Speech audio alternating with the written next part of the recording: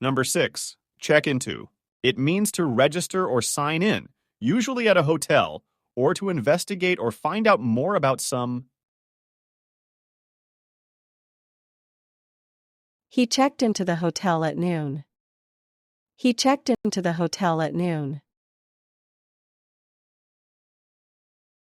I'll check into the conference details today.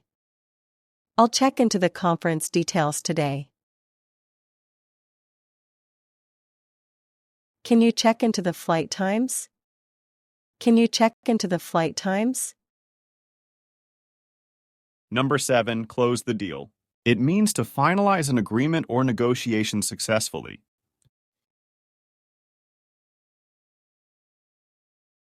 They shook hands to close the deal. They shook hands to close the deal. After weeks of negotiation, we finally closed the deal. After weeks of negotiation, we finally closed the deal. She's good at closing deals with clients. She's good at closing deals with clients. Number 8. Come by. It means to obtain something or to visit someone casually. Good jobs are hard to come by these days. Good jobs are hard to come by these days. Feel free to come by my office later. Feel free to come by my office later. He came by an old coin at the flea market. He came by an old coin at the flea market. Number 9. Come down with. It means to become sick or ill with something.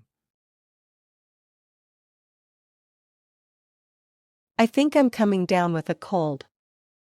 I think I'm coming down with a cold. She came down with the flu last week. She came down with the flu last week. Many students have come down with the same illness.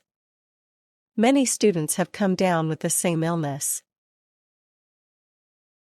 Number 10. Come up with. It means to think of an idea, plan, reply, or resource. We need to come up with a better strategy. We need to come up with a better strategy. She came up with a solution to the problem. She came up with a solution to the problem. They came up with the idea for the app overnight. They came up with the idea for the app overnight.